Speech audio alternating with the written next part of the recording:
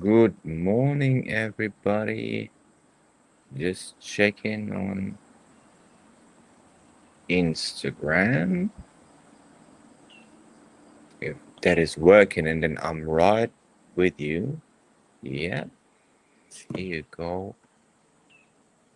Instagram is live too. So, a wonderful good morning to everybody, and welcome to another Triton Live here from the Great Barrier Reef.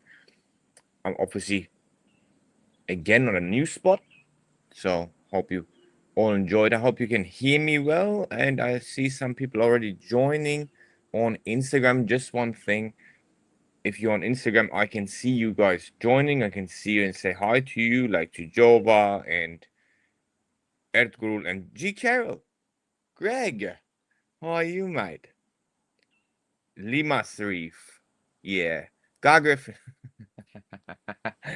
Ga. Yeah. Yeah, mate. Ireland. We're working on Ireland getting a part of Australia. We're just working on it. Okay, just to let you know. Hey, G. Okay, so Dindy Reef's on. So for whoever is coming on YouTube and Facebook, just to let you know, I can't see you joining. Okay, so I only can see if you say hi to me. Just write like a comment or something, and I'll definitely greet you back. But for now, I only can see people joining on Instagram. Okay, just to let you know. And yes, and shoot your questions whenever. I'm ready to go. Macmillan is on too. The Irish shrimp guy. Oh, it's a very Irish thing, isn't it? God, yeah. So just to let you know, yeah, God dropped a really good comment, and he will definitely ask again. Goku Reef is on. Hey, Goku Reef and Sea Dream. How are you? Spain and Portugal. Warner Steve, Stephen Warner. Hey, mate. So some new people on. Reef Dad. Hey, awesome. Thank you, mate. Good, you hear me? Okay, so yes. So when you ever you have questions, just shoot them. I can see some people um on Triton Reef and on YouTube. Just let one more time. I cannot see you joining. I just can see there's somebody. Whenever you guys have a question, just shoot them, put them in the comments, and I will answer them. This is what all these lives are about. Okay, so it's actually about your questions. And I'm just saying it one more time because I got that question last week. Um, this is only about that, right? So I have my talks out there and stuff, and the main thing people come to my talks for, I always realize, is they would like to have their questions answered, right? To take something home, to use it at their tank and make it better. And this is why I'm doing these lives, because this is the time after the talk. And yeah, it's kind of, I think this is a kind of very successful thing for you guys. I see that very often. A lot of tanks already here that improved, and I possibly take one or two of them and just show you at one point uh what this kind of answering your questions do to your tanks at home, which is really really good. Like there's really some stuff that I was impressed of, so yeah, it's just um yeah, it's just a thing that we want to tell you. Okay, so there's Chris wrote something, and I cannot translate that, I think. Well, it says, I just try. No, I can't. So whoever, maybe Dream, whoever is reading the YouTube one, this is Christian from Brazil. That's what I understand. And I think he's right, and it's Portuguese. He's utilizing the Triton other methods. But I don't know if that's a question. Okay. Glenn is on. Hey, mate, Glenn, how are you on Facebook? Good job. Good job. Okay, G. Still waiting on you here. I know, G. I know, G. It's not me, man. I'll just jump in the airplane and come over. But it's the parts of the ICP that I'm missing. They're on the way though. Well, I'll be there, and then I'll come in obviously to Orlando too. So I'll see you twice, this 3 times this year. I will see you. So Yeah, and it looks like the family is coming too, like I told you last time. So Jimmy Jukes, I've been using the Might program for the last month, and it's been a great addition to my system. Does Triton plan on adding any other elements to the list of what can go into the Might mix? Jimmy Jukes, you're at the right time asking the absolutely right question, mate. Yes, from this week on, there'll be a day where we will change things and there will be other stuff added and we will get very complete. So this is the week that we started. So today is Monday in America, and there is some things that we need to tweak for the transition. There's changes to the main app that is actually producing or helping to produce your mixes, and that changes need to be done and tested to be bug free, and then we'll start with a new one. But everything product wise is already in America for that, right? So that's kind of the main thing we worked on for the last month or 2 or 3 actually, to kind of make this transition possible. It's always a little bit of a problem with the Might subscription. It's hard work to change that workflow. You know, like we the main problem we had, the main fear we had in the beginning with the subscription was that we do not have enough like work power, you know, like enough capacity on our employee side, right? So what we did was obviously go on the way of the normal, you know, let's say a very chain kind of working style, which is an app, and you need to be error free. You know what I mean? Like so we went like really like strict by rule kind of situation in that areas in that subscription kind of work situation. And then when we when we want to change something to that, you obviously change like something people are used to, something that you know is in the middle of that chain, and that is difficult. I didn't expect it to be that difficult, but it is hard, and we have a good way now, but it is not easy, you know. So did you look in my ICP test? No, mate, I didn't. I don't know when, or maybe I did. I don't know. Have you any answer? Is it like on a Glenn? Have you got an email to us, isn't it? With like everything we needed. I didn't look at it, Matt. I mean I definitely possibly have, but I don't have the name to the phosphate, you know. So I possibly just there's something showed up said have a look at the phosphate, and I went have a look at phosphate because it's a kind of anonymous. I just get like a normally I just get that barcode, you know, and then I'll look at it. So I do not have an answer for you on there. Sorry, mate, but you have sent an email, right? Just make sure you answer me that. So yeah, so because Greg is still waiting for me, Justin Henry Perez is on. Hi, mate. If you have any questions, just shoot them. Reef Sans, how are you, mate? Back to Spain. So Liam Reef is asking, Liam's Reef. What can cause sudden rise in iodine? Possible change in uptake by inhabitants?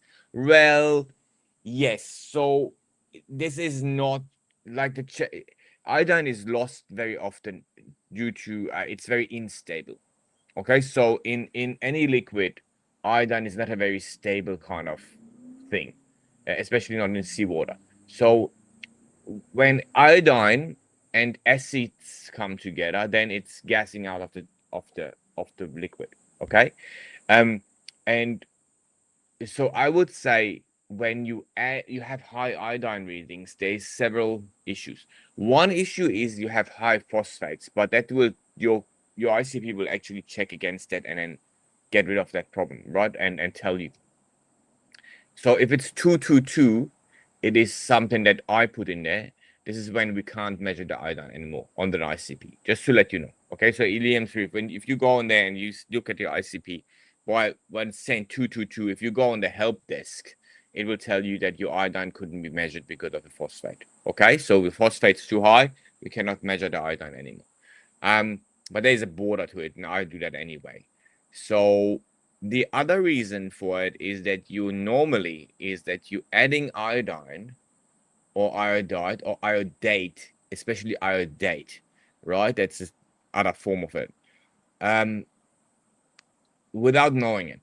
And that's very often, because like things like coral foods, things like phytoplankton, a lot of them just kind of, people put iodine or iodate into them just to make, you know, bring it a bit of value, or they think it's kind of good, right? And then that you get that race, because some of this iodine kind of chains, let's say, that's like a molecule, bigger molecules that build with iodine, organic iodine, you call them too.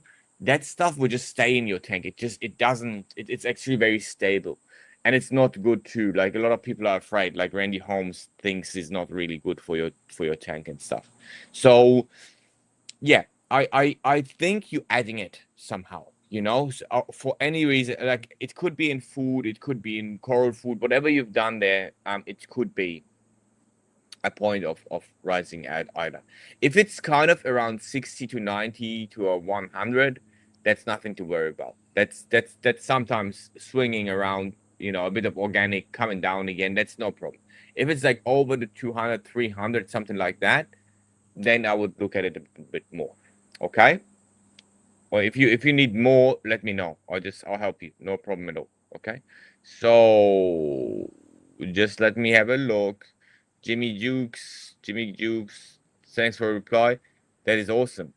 Can't wait to see what you have coming up. Yeah, no, mate, no problem. No problem. So it's this week, mate. It's this week. Oh, so Glenn, what have you done then? Have you contacted me like privately? Just let me know why I have missed this, Glenn. I just want to know, okay? And then yeah, email would be fine though. Sorry for that if you have I've said something else and then you did it and it didn't reach me. Again, just let me know, okay? So feeding nori can add iodine. Yes, definitely. Macmillan, absolutely right. Not feeding any nori. I'm person never had to do 6-time water change before. Yeah, there must be a lot of iodine, Liam. Well, nah, it need to be something you add. It is something you add, man. But if it's only for iodine, you're doing the water changes. Maybe do 3 first, and then if you're like coming into the you know ICP area again, like your testing regime, then you send an ICP again. You can do 3 first. Okay, so because iodine is not that dangerous, right? Only that organic form that people are afraid of. But I've not seen too many like coral reefs or corals in an aquarium ever really suffer a too high iodine. Just to let you know, it's not like it's super dangerous thing, right? Yeah. So CRT Reef. Yep. Thank 2379. So Rook Garden. Hey, guys, I see you joining. If you have questions, just shoot them like everybody else is doing right now. Okay. How do you deal with an imbalance of high nitrates and low phosphates on the Triton method? 50 ppm nitrate, 0.3 phosphate. Dosing phosphate to lower nitrate. Well, okay, so dosing phosphate to lower nitrate won't really work. It's not. So this is not, in my opinion, or even it's not the same with calcium and alkalinity or something like that. Okay, so when you have calcium and alkalinity, and you have high calcium and low alkalinity, you add alkalinity, then you will lower your calcium because you will precipitate it, right? Because it is super saturated. In the case of nitrogen and phosphate, you would add phosphate to accelerate the uptake of nitrate, but this is not always happening. Okay, so because phosphate could be used alone too somehow, you know. The main thing you need to do, um, Stephen, is really trying to reduce the incoming nitrate or the nitrate that is created in your tank for any reason. And mostly this is stuff that you add, really, that's food. You know, like mostly nitrate and nitrogen comes into your tank by food. It's a food kind of thing, right? So when you feed your fish too much, or when you reduce or half the fish food, you also half the amount of nitrate normally. Like you really half it, which means that, you know, then it will be taken away, then it gets reduced. You can keep going with the dosage of phosphate because there's one thing, and it's still there is a scientific paper about it now that says that the phosphate amount will be crucially low if your nitrate is going up. And that feels like that for the coral. It seems like the coral will see or kind of feel that imbalance, you know, and it will run into a phosphate low situation when your nitrate is up. So it's kind of what we know, that we need to keep them in balance. But yeah, you definitely need to work on your filtration somehow. You can, if you're doing a Triton method, you can run higher lights over your algae refugium. Definitely make sure you're running a metal T5 kind of technology, no LEDs. I just changed them. I'll tell you, I just changed my T5s over to a CFL, which is also the same technology. Um, and it's unbelievable. It's unbelievable. I'll make a video about that because that's really good, right? And that will really help. You know, just try to go the natural way. Normally, the Triton method would keep them very low because of the algae refugium. Okay, so Liam's Reef saying, could any macroalgae die off explain iodine? Yes, it could. Yeah, coral and fish seems like, yeah. Don't worry then. Do it 3 times water change, Liam's Reef, and then at one point you send an ICP back, because if it is the die off of the algae, normally it's big chains. They'll be possibly taken by the skimmer. Possibly, you know, you had just that bad timing where you did the test, kind of. You know what I mean? And that will be fine too. So do that three water changes, and I would say that should be fine. No worries, Stephen. So if you anyway, if you struggle, you just let us know, right? And we'll go through the steps with you to reduce that nitrate, right? And if it's once it's gone, it won't come back. That's it. You know, that's another thing. Like it's very much the way you run your tank that causes that high nitrate. And you know, you won't be fighting it all the time if you find your way out of it. Okay? So let's see if there's any other questions on Instagram. I think we're good on Instagram and people joining still. M7MD, yep. I hope you're good, mate. If you have any questions, shoot. So I'm jumping on YouTube and I'm jumping on Facebook again. Let's have a look here. Okay, so uh yes, that's okay. So I'll send an email. Thanks. No, it was from live. Oh my God, what's that? Last week. Yeah, that's all right. That's listen. Oh, if you're using any emojis, be careful. My computer can't handle them. It's making really funny things out of them. Okay, just to let you know. So, Jimmy Juice, Jimmy Juice, have you noticed any differences? Growth, coloration, so on. Oh yeah, that's just a question. Many Oliveira asking Jimmy Juice, and then the boy known as Fish is on. Here you go. My LFS was telling me it's better to run lower salinity for pets. For pests. Okay. Sorry, man. It's too early. Is this 31, 32 salinity detrimental for SPS and LPS? Uh,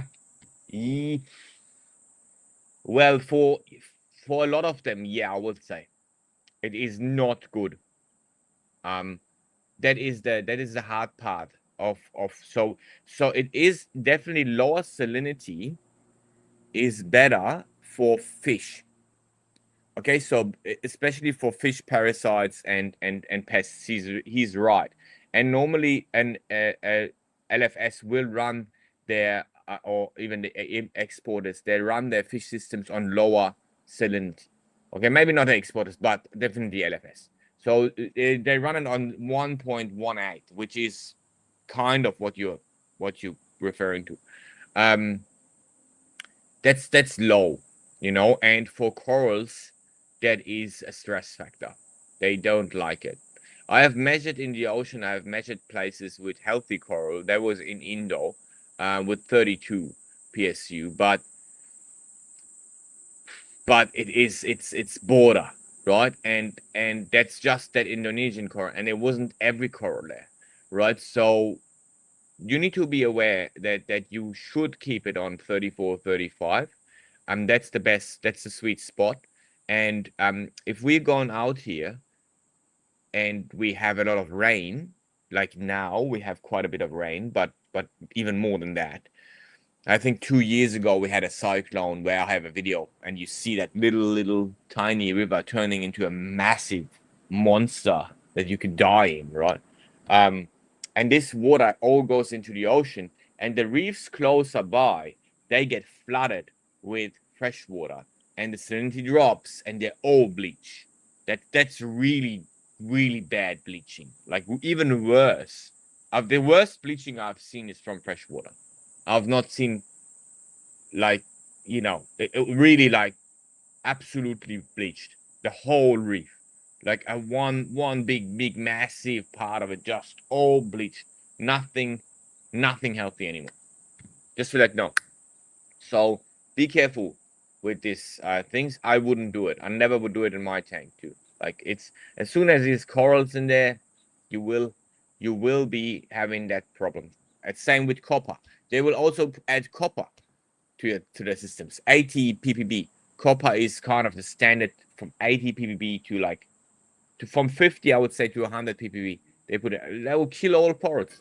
There's no coral alive in that amount of copper, but it's good for your fish, So just to let you know, that's the balance that we need to be careful. So Liam's Reef is saying something. Oh yeah, there's good stuff happening. Oh, Mina is on and Mesha is on. Hey guys, how are you? That's good. That's good. I'm coming to you in a second. So let's have so Liam says, I always had great algae bed growth on CFL, not getting wonderful algae bed growth on LED lights. Yeah. Thanks for the advice. Always helpful. Yeah. So that's the Liam's Reef. That's the technology itself. So because the LEDs are very narrow, in their light spectrum, why the CFL is actually a broadband light spectrum.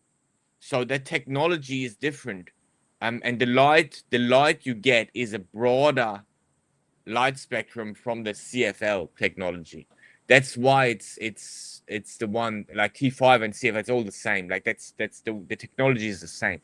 So I just never had that compact fluorescent light. So CFLs, the compact version, really are a easy thing to use right now, especially because I think I said last week, it's very hard for me to get the right, T5s right now. Even the fixture itself, even all the parts of it, really hard to get here in Australia. I would need to go towards reptiles to get it, and then you need to rebuild the whole light because it won't be, made for like water or salt water over. So it's just hard. So the CFL is awesome, and I'll definitely make a video about it because that's helping a lot of people. And they're just like, I bought one with 130 watts in 14K. Like it's really bluish, right? And it was like $35 Australian dollars. Like that's just, and it's having everything built in. It's just mind blown. So good. So I'll make a good video about that. It's just awesome. Reefing at Amsterdam joined. Oh, nice to have somebody from the Netherlands. Hey guys, wow, that Olympics was awesome. Netherlands, awesome. 10 medals, isn't it? 10. Only in that fast skiing thing. Love it. Love it. Okay, Ashley is on and lives. I was using a big Sierra grow light, work at great. Yep, just the fittings would rust. Yeah, yeah. I mean, changing the fitting, man. It's just for everything else. You can silicone them a little bit. That will help. But anyway, so let's jump over because there's a lot of questions over here. Hey, my friend. Yep, Ted Reef is on. So let's see. Jimmy Jukes. Yes, after a few weeks, things really started taking off. Colors are super bright and tank is looking awesome. Definitely worthwhile. Oh, thank you, Jimmy. Great. Great, it works for you. Oh, wait for the upgrade. There's an upgrade coming towards everybody that is doing the subscription right now and everybody that will do it in future. Do you know what's the reason that corals lose their color and get very bright? Yeah, you call that bleaching? It can be in an aquarium, it can be a lot of things. One is over a long period of time having very low nutrients and not adding any trace elements. That's one thing. That's so it's a kind of that's one thing that is it's more rare, I would say, in the hobby in the moment because people are normally struggling with nutrients. The then mostly they turn brown, right, with high nutrients. What also is the case is the general parameters. So you have temperature too high, right? You have the wrong light. That's a very like common reason. Okay, so it can be no bleaching. It could be just your colors are fading away, which is mostly coming from having not the right spectrum of light over the coral, which is not making them get colorful, right? And even if you have really good lights, some of the coral will still show you that effect. Will still some of the color proteins will still not be built. All right, just to let you know. Okay, so that's another thing. But the stress factor is the most biggest amount thing. So either your water is too fresh, like I said before to Jimmy Jukes, or or was it Jimmy Jukes or somebody else? It was no the boy known as Fish, or yeah, either it can be like a lot of things. It just shows you that your coral is stressed, and you shouldn't have that. Okay, so if you want, we can help you. You just need to send an email to us, um, and see Silky Reefer, see if it's something on your setup or what lights you have. So if you give us more information, we definitely can help you. Just send an email, mate. It's very simple because we need to that more information. It's just you describing one thing that nobody wants, but there is a lot of reasons possible for that, and we need to find out which one is the first one is the most likely one we go for, but we need all this information for that before. So send an email, say I'm doing this method, I'm running this, I have this amount of nutrient, and you just give us some information and we'll walk you through it. Okay, so there's many reasons. Mesha, good morning. So Mesha is asking, I can see Liam coming back on the other side. I'm coming, mate. Okay, so Ehsan, I run small experiment with bottle bacteria. Yep, I noticed cyanobacteria also dino increase a lot. Is that because all bottle bacteria contain a lot of dissolved organic and carbon source? Yes. So yes. So what is the problem with bacteria is either they're dead, which is really bad, or they're alive, which all bacteria to stay alive need a agar, we call it. So they need a solution in their swimming that contains then their food, right? Because they have a metabolism, even if you cool them down. So you need to keep them normally at 4 degrees, right? So you can't freeze them. Keep them at 4 degrees, a live bacteria culture, 4 degrees, and it needs to have enough food in that liquid to survive like 8 months, and normally then they even in the freezer will, after 8 months to a year, they will break down. The whole culture will die. So this is about live bacteria. There's certain ways that maybe you could work around it depending on the bacteria and stuff, but normally that's what it is pretty much, right? So saying that, depending on how old your live bacteria culture is, Mesha, that means that a certain amount of nutrients still in that mixture. So if it's an old mixer, they might have eaten up a lot of that stuff, right? But if it's a fresh mixture, it might be fully loaded. And yes, so if you add that stuff, obviously, a lot of bacteria will be happy in your tank. In a lot of cases, when you have these things, sadly, the bacterial culture might be dead already, but all the nutrients still in the bottle because the dead bacteria carry them. So yeah, it is definitely something that can happen, and I see very often happening. So when you add bacterial supplements, or bacteria to your tank, you need to be aware that you are going into a direction of even boosting the other stuff that you do not want. That's why I'm not using them, right? Just to let you know, I'm not a big fan of bacteria. But Salem is, but I'm not. Or just to let you know. So adding bacteria, if you want, it's an experiment. Okay. Uh, uh so Mina, hi, Ehsan, congratulations on the Aussie launch. Well, it's not launched yet, Mina. Just don't spoil it. Okay. Quick question on the sand bed. With a 3 to 5 centimeter sand bed, any worries of detritus build up and anoxic zones over time? I don't clean my sand and really more on crab snails. Yeah, rely on more on crabs, snails, and so on, and sand shifting fish. Yeah, now, Matt, there's no worries. 3 to 5 centimeters, that's absolutely fine. So I have that. You will have sand moving around. You have like 8 centimeters one place, zero on another one. You have this thing stays, no issue. And if you have sand shifters, everything is fine. I don't clean my sand tube. And if it's very fine sand, it's a bit better.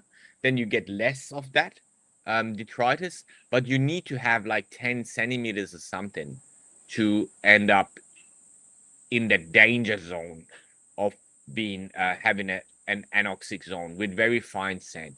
I use always very fine sand, and that's why I always go like 2 to 3 centimeters. For my rests, I have areas with a bit of higher, but that's absolutely fine. No worries, no danger there. I don't think you will ever get a problem there. Okay, so I'm just jumping over to Instagram again. We're half an hour in, and you guys, I'm running through this questions. That's pretty good. Okay, so I'm just checking. Sorry. What did I say? So Lee always had Aggie Gus. Yeah, thank you. Always have. Yep. Coral Prime is on. Hi guys. So just checking how many people. Yep. So Sea Dream. Right now I'm using Light with blues, white, red, and other colors. Do you think there could be any problem, or should I only use cool white? No, blue and white I don't see a problem. Red I don't really see a benefit, but you can still use it, and that's fine. But I'm telling you, if it's an LED and you change over to that CFL or to the T5 technology, that is much better, right? But only that. Like you cool white and blue are normally use cool white and blue, 50/50. Okay. So I just missed that question. So Reef will okay. Will we get subscription in the UK? Well, yes, we're working on it. Let's see. We'll start it, I think, here in Australia first. So and then we'll go that way.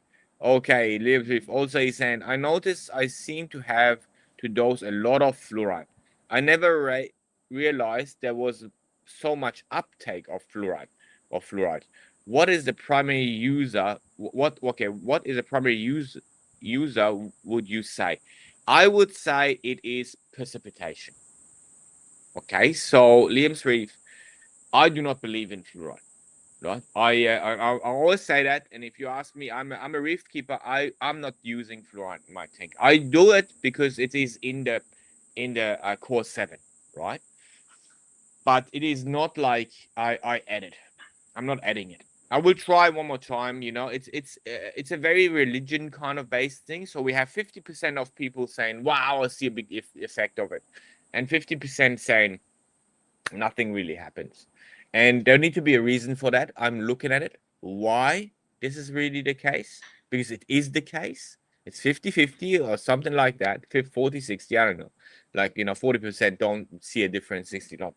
And I want to know if there is something to it. But there is no scientific paper. There is no real reason why fluoride should be important for the reef. It is in ocean water, so that's the only reason why we keep it in the core 7, and it's a part of it, right? But yeah, you normally lose it because fluoride will react with calcium very heavily, like gets a very strong bound, and then it will disappear. And I really believe it is precipitation over time that you will lose fluoride to. And then sometimes it's not happening that much, sometimes happening more, and that's why we kind of stopped testing it in the beginning. Like we were testing it. Obviously, the first guys tested it. This was us. We were testing fluoride 18, 19 years ago. I was testing fluoride in aquariums and in the ocean, and I was dosing it and testing everything out of it. It didn't really work anything for me. So that was the reason, or for my customers, that was the reason we stopped actually testing. We said like there is no reason testing it. Um, then we came to a tropical place like this, and we realized that a lot of areas where it's very warm, you have fluoride possibly in the source water, in your tap water. And we realized some people have high amounts of fluoride without even knowing that. That's why we went towards testing it again. But not really for the dosage. Still people doing it because they love it. So that's what it is, right? So I don't see anybody using fluoride, man. Danny joined. Yep. Saib joined. Gargafin. So adding a year-old bottle bacteria is as much use as a chocolate tip. Yeah, I would say. I mean, mate, it's a bacteria. I mean, how like this is bacteria won't live forever in like a bottle.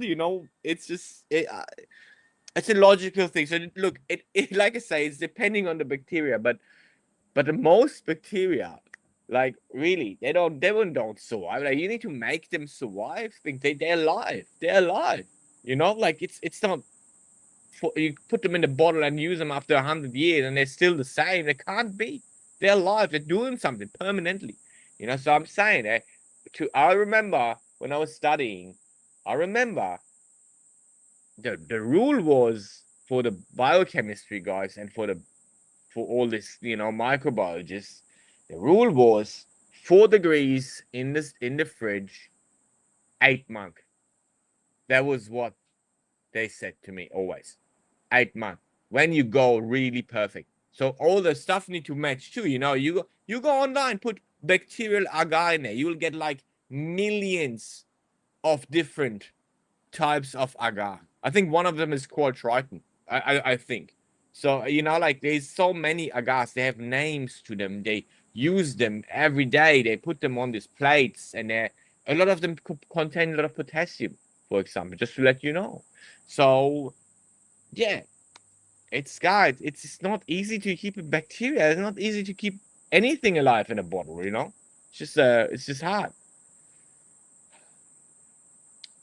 So precipitation, how would I spot that powder, yeah, on rocks? Well, it's not that much. I won't think you will see that. It is because it's very low. So we're talking one. So just sorry, Liam is asking that precipitation question because of the fluoride, where I said mostly I think it's precipitation that you lose fluoride to in a tank. And no, you won't see that, mate, because it's just 1 milligram per liter. So it's 1 milligram per liter of fluoride, if that precipitates some part of it, you won't see it in a tank. This is invisible. It's just happening somewhere, and then it's in your skimmer, it's in your sand, it's a white powder. So no, I don't. This is not going to happen. You know, the problem is there's strontium that will really bind strongly with fluoride. There's calcium.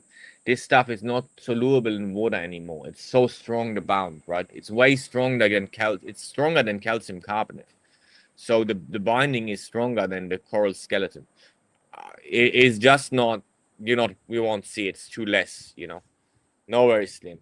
No worries. So it is just the way it is. You can listen, Liam. If you can stop it for a while, nothing will happen. Nothing will die, right? Like you can stop it for a while. I'm not using it. Let me tell you. So you can stop it for. Have you seen my tank? So you stop it for a while, and then you see if there's a difference. You start it again. Do it that way. Do it in a self-experiment on your tank. Because right now, I would say in the world, this is the way you decide if you go to fluoride or you're not going to fluoride. You'd add fluoride or not is based on only your tank. It can't be based on anybody other's tank. Because if you go out there, I'll tell you 50, 50, 40, 60, whatever it is a ratio that people are happy with dosing and a ratio that would tell you that people are not want to use fluoride. And you depending on who you ask by chance, you will get an answer. So it's like you ask 10 people by chance, you ask 10 people that are saying, oh, it's awesome, then you start dosing it. You ask 10 people by chance that are saying it's not good, we won't dose it. That's the problem right now. So you really, I think, to do it the right way, you need to be, I'm doing it on my tank, let's see if it works for me, and then you keep doing it or not. That would be a good way. Mesha is saying, any update on NDoc? Yes, we have I think we had a broken compressor. So that stuff is on the way. I guess it will be in Germany today when they wake up. So today's Tuesday, when later on it's Tuesday in Germany. So right now it might not be Tuesday yet, but it will be. And then we'll get that generator. Hopefully we put it on. So I guess this week we'll have it sorted. Okay, but we don't know exactly. So we just need to wait until that compressor is there. Okay. So Liam Swift is saying, that's really interesting. My biggest issue is chasing the numbers. I'll try to not overthink it. Liam Swift, yes, there is a lot of people like you in this hobby, and there is also the total opposite. And I think, like with a lot of things, the way in the middle is a good way. It is because there's no absolutely perfect numbers too. Like even measuring with ICP or whatever, it will never bring you the perfect exact number. There's too many variables in shipping the samples and taking them and stuff like that. It's always only an indication. So you can't nail it down. Never will be 1.2356 cobalt, or you know what I mean. So you won't be able to do that chasing number thing in somehow anyway. But yes, listen, it is not a bad thing to aim for something, but you're right, overthinking it is the main issue. The main issue you have also is that you won't have any, like, all the coral in the ocean in your tank. You won't have it. You won't have all the fish, you won't have all the corals. So this means that you literally only care for that specific coral you keep. And that means that you kind of need to find out what the corals in your tank need, not what all coral in the world need, right? So this is not your job. This is my job. My job is kind of looking at the coral specifically, trying to find at one point the solution for each coral. And then if somebody asks me, look, it's T, right? Somebody asked me, then then I can answer you and say, you have the, you have the ice fire echinata, use this and this and this, which we kind of do already in a low amount, and we do that with the habitats, for example, right? So we go by habitat, but the real thing on your side is that you have a specific amount of coral. You need to find out which one reacts to which trace element may be better. It might be your tank is a very vanadium based tank, let's say. So people have, when you have quite a bit of uh, like filtering animals, like sponges and stuff like that, you will use a lot of vanadium, and your tank will benefit from vanadium, right? So like it's a really individual thing, because we always said no tank is the same. So it is not one tank the same at the other, and that counts for trace elements kind of too. But Liam, what we did is solving this with the subscription. So you do not, this is what you're doing right now is a typical thing. And you try to get everything right and make it perfect, but the subscription does that for you.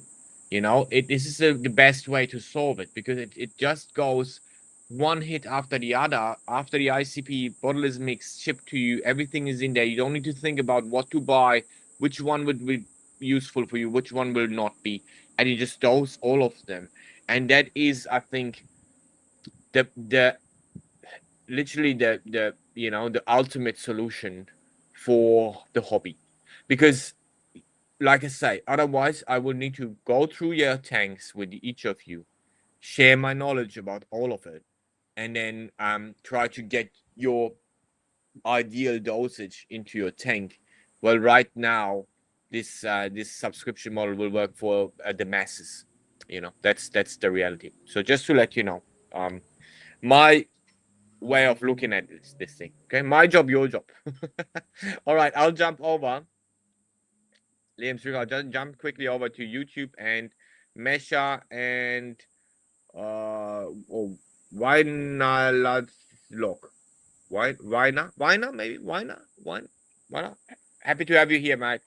Hi. So hi. I want to expand my lighting. What do you recommend? T5 or LED bars? Also, my pH is around 8.1 during the day. How can I raise it? Thank you very much. Mate, so if you're going expand your lights only, you can actually go LED or T5. If you have LED right now, I probably would go T5, because then you get a really good mix, right? Like you get T5s have a broader spectrum, like I said before, and the LEDs have very narrow spectrum. So if you have your main lights being LED right now, I would recommend you go T5 on the sides. That's pretty cool. If you because you get everything, like you also, if you have LEDs, you can raise them very slowly and then turn on the T5s and stuff, and then do the same backwards. That's fine. If you have metal halide or T5 right now as the main lights, then I would go LED bars. So I would like to see a mix. I would recommend a mix, because that's really good for your tank. Like you have it for your animals in the main part, and that is a mixed light is a really good light for your animals. Because you deliver a variety of different light spectrums. That's a good thing. Just to let you know, in my opinion, I would possibly either or, depending on what your main light is right now. Your main light in the middle. Okay. So and then your pH, how you can raise it. So first off, I wouldn't change anything to your pH before you change your lights, because your lights also contribute to a lot of metabolism in your tank. So when you have a higher amount of lights going into your tank, you also change the amount of oxygen produced. For example, you change the amount of CO2 used. So that will then change your pH a little bit. That can have a big effect on your pH. On the other side, I would try to use something. If you're using Core 7 right now, then I wouldn't do too much right now. Again, changing your light will cause your coral to grow more, your metabolism go up, and that also means that you will use more Core 7, and Core 7 will raise your pH, right? If you're not using Core 7 right now, consider switching to Core 7. It's a high pH solution. There's other ways. You could use kalkwasser. It's a very old school way of doing it, but it still works. The good chemical way that will reduce your phosphate. There's a lot of ways you can do it, but I would do it not externally. So you can do it by using the right form of supplementation. That means Core 7 is an ongoing supplementation that will raise your pH. Kalkwasser, the same thing. Barling is one that will lower your pH a little bit over time. A calcium reactor is one that will lower your pH. So you do not use them, do it the other side, and it should work. That would be my recommendation to you. Why not? Right? So any benefits to create an anoxycryptic zone in the sump by not removing detritus buildup? No, dangerous, Mina. In the Triton method, dangerous. Outside the Triton method, still dangerous. I don't like it. I do not like it at all. Very, very dangerous. I've seen tank crashes just based on that. That's not a very good idea. A cryptic zone is not a deep sand bed kind of anaerobic area, in my opinion. A cryptic zone is a different thing, right? Like it should describe a different thing. But having high detritus mud and then in a sump and then hoping nothing will happen is dangerous. I cannot recommend it. Only downsides, in my opinion. Okay, Mina is asking, when removing detritus in the sump, what's the best method to remove without creating big dust clouds in the tank? Actually, I do not mind the turbid water, and my coral really like it. They eat it, so it's not too bad from time to time, and it's just like once every 6 months anyway or something, Mina. Shouldn't be that often. But I just suck it out. I just suck it out. There will be a little bit of dust created, but I don't really mind. I just suck it out. And like I said, I'm not doing it very often. I just did it once for now. So I'll possibly do it now one more time after changing the lights over the sump. But I'm not doing it that often, mate. That's just that's all right. So can I ICP tap water and RODI water? Yeah, you can.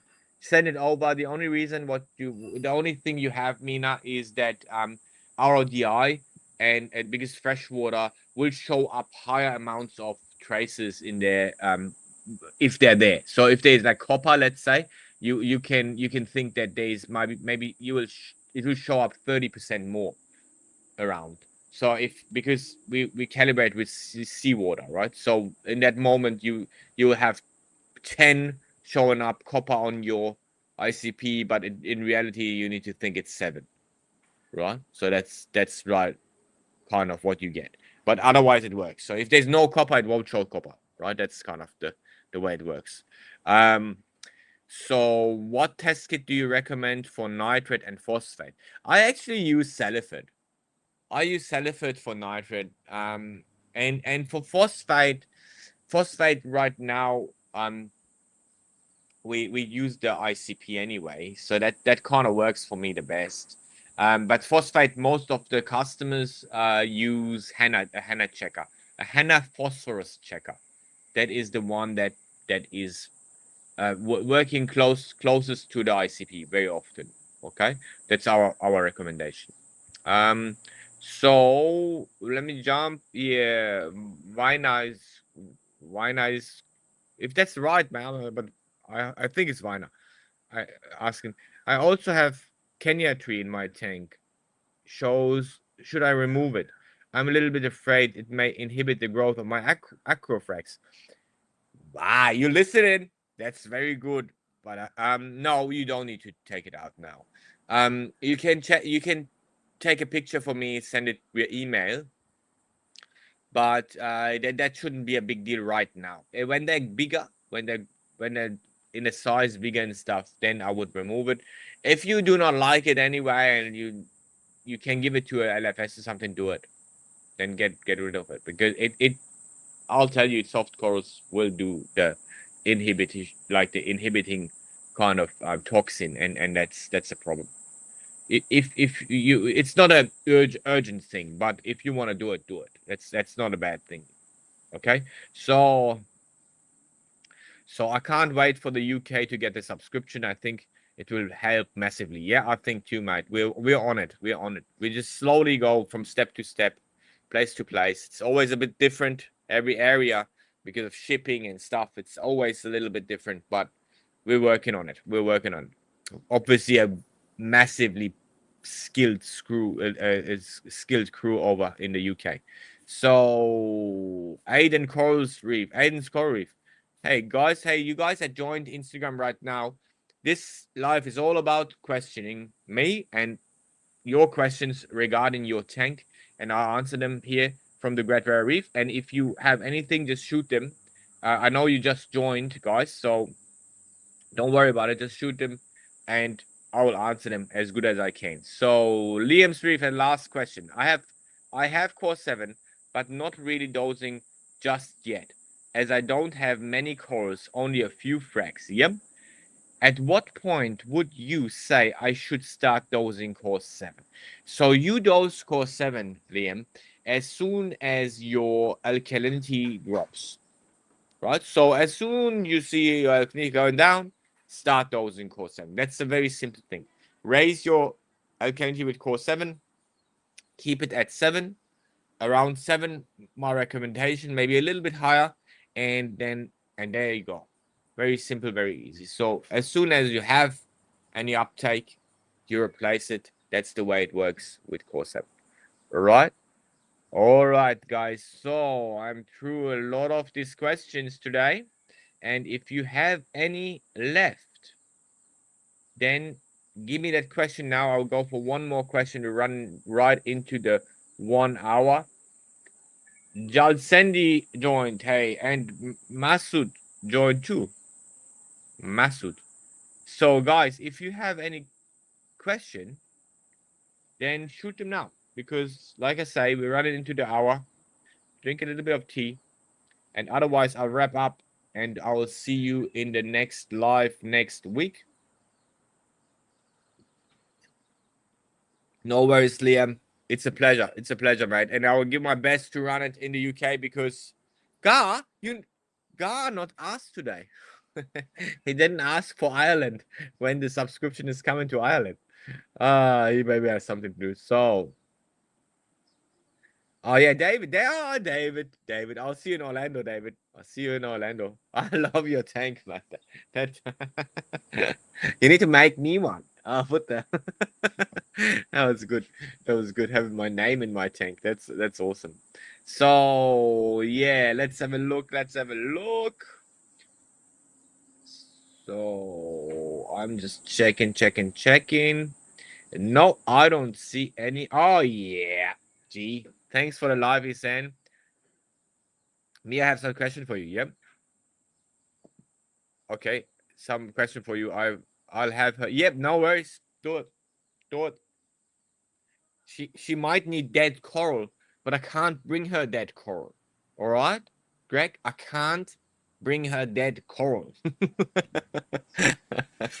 Just joking, just joking. All right, mate. Can give you a call if you want.